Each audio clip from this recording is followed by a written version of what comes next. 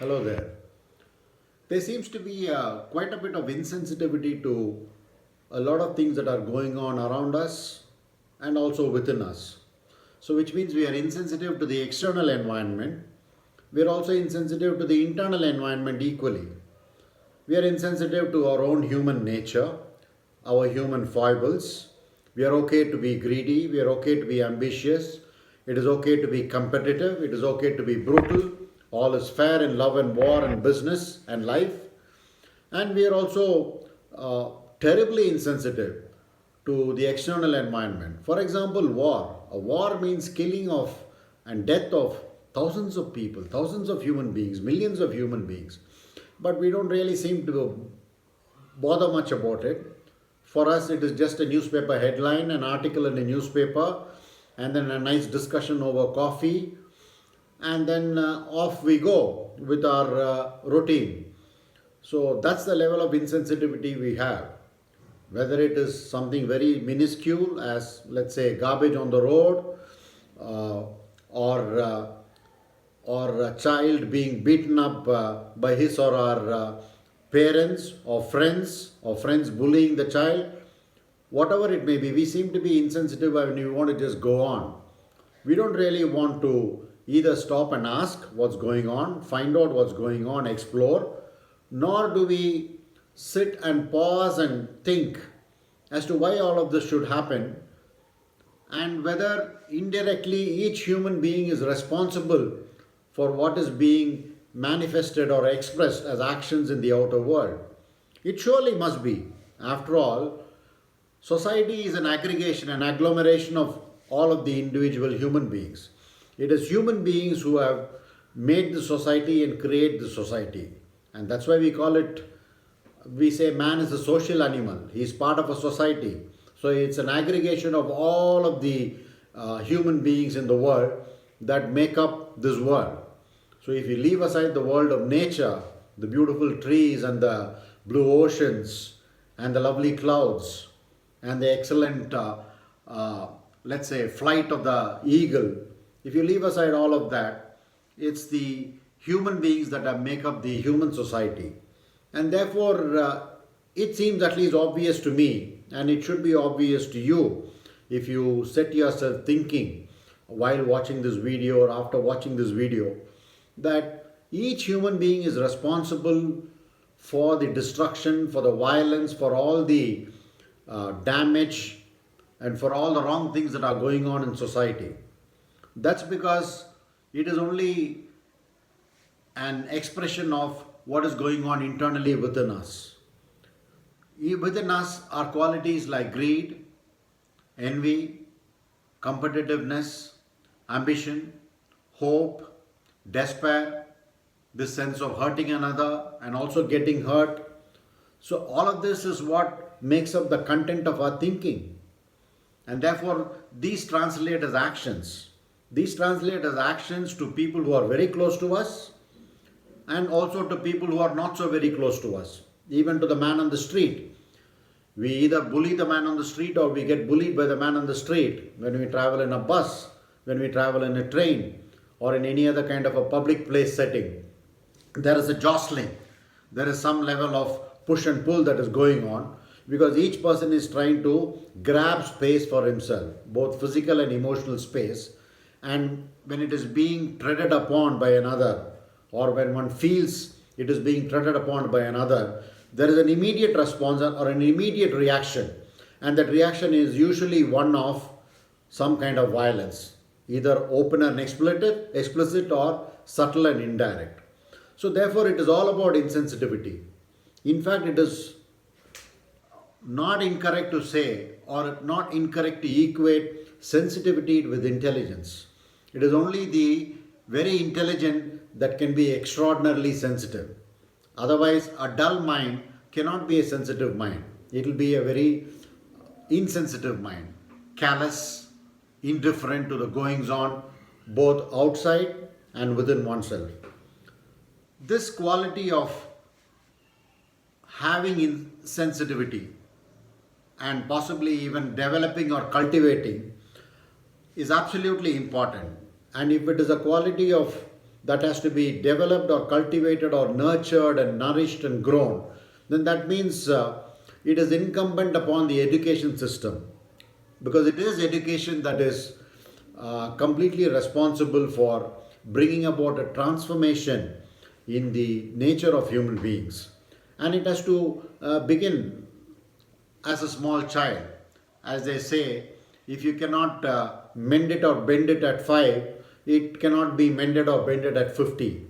So, therefore, I think the education system, which is all about rote learning, which is all about examination and marks, which then translates as some kind of academic success, which then opens the doors or becomes the eligibility criteria for one to get into higher education, the doctorates, etc., and then thereafter, getting an excellent job and a well-paying salary, and then buying a huge apartment, etc. So all of this is the, let's say, the result of the so-called rote learning that we do. But surely education is beyond all that. Education is developing the personality of the child. Education is developing the characteristics of the human being in order to be able to make them truly world-class citizens. And world-class citizens are those who are completely responsible for themselves and for the others, who are absolutely sensitive to the external environment and to their own human nature. Unless this level of transformation happens, we can only be lauding or patting our backs on the several small incremental gradual changes that happen, and by the time the change gets completed, and then we tend to call that a new version, several other things crowd over it, envelop it, and somehow we again tend to slip back into the old.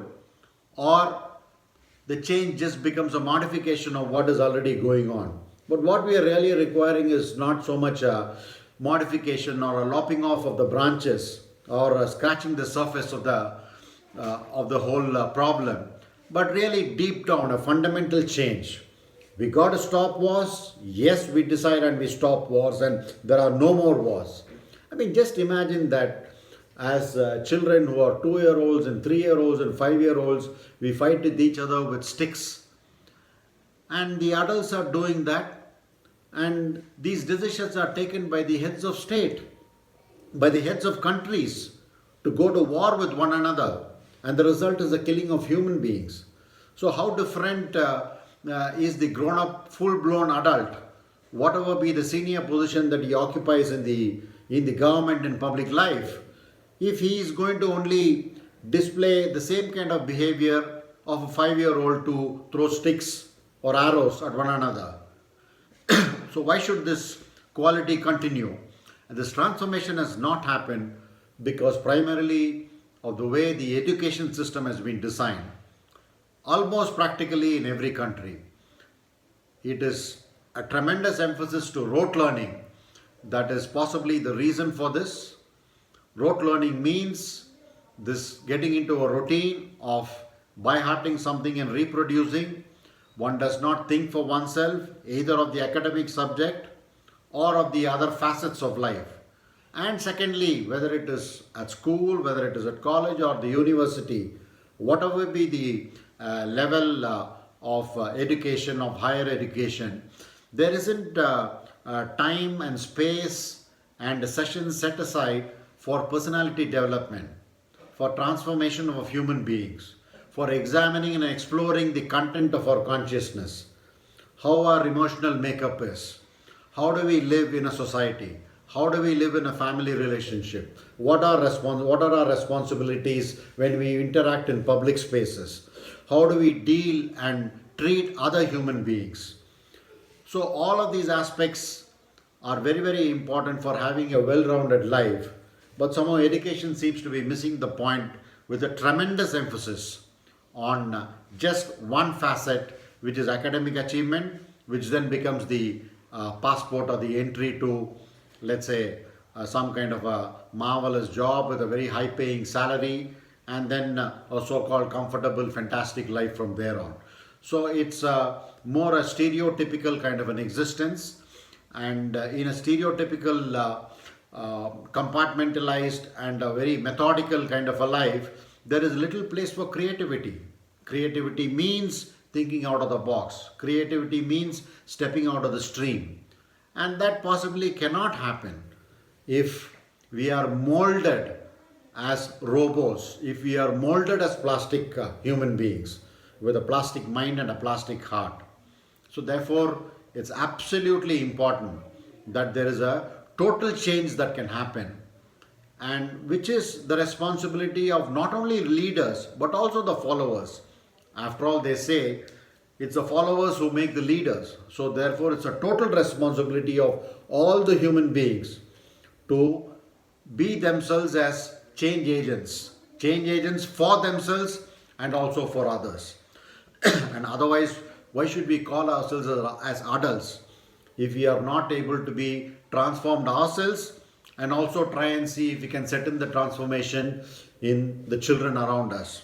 So it's a total responsibility for in all of us. It is incumbent upon all of us that we undertake this transformational process, because while outwardly it may seem nice in patches in some parts of the world that are so called peaceful and quiet, and many other parts of the world which are violent and which are at war, and lots of human beings, millions getting killed, it's not a compartmentalized outlook at all. It's a comprehensive, holistic outlook to humanity, to existence. And therefore, it's absolutely imperative that each of us feel completely, totally responsible. And the word responsible actually is a derivative from the word to respond to be able to respond to a problem, to a challenge. That's actually the word, that's actually what the word responsible means, and is not to be misconstrued with the word duty, which unfortunately is what is interpreted as most of the time. So, this ability to be able to be responsive and respond to all the challenges that we are surmounted with is absolutely important in order to be able to collectively be aligned towards transformation of human beings and therefore transformation of society as a whole. So let us, let's say, begin on this explorative journey, on this transformative journey, where we undertake this with a lot of involvement, with a lot of seriousness, which doesn't mean that we lack a sense of humor, but seriousness in the sense of being involved, being grappled with this problem, and hope and work, endeavor towards building a society, even if it isn't a paradise in the near future, but at least can we make it a lot better than what it is. Things which are low hanging fruits, which is about avoiding petty violence, avoiding petty thefts, avoiding petty behavior. Can we make a beginning with that? After all, they say if you want to go far, you need to start near. So can we make a beginning and take these small steps, the baby steps, and all of this will aggregate and definitely manifest as a total transformation. Transformation can be radical and total inside, but it can articulate and manifest and express as incremental small changes in our lives, externally in our relationship with others. That's fine. It can play out sequentially. So let us undertake this journey and work towards a much, much better world than what it is now. Thank you.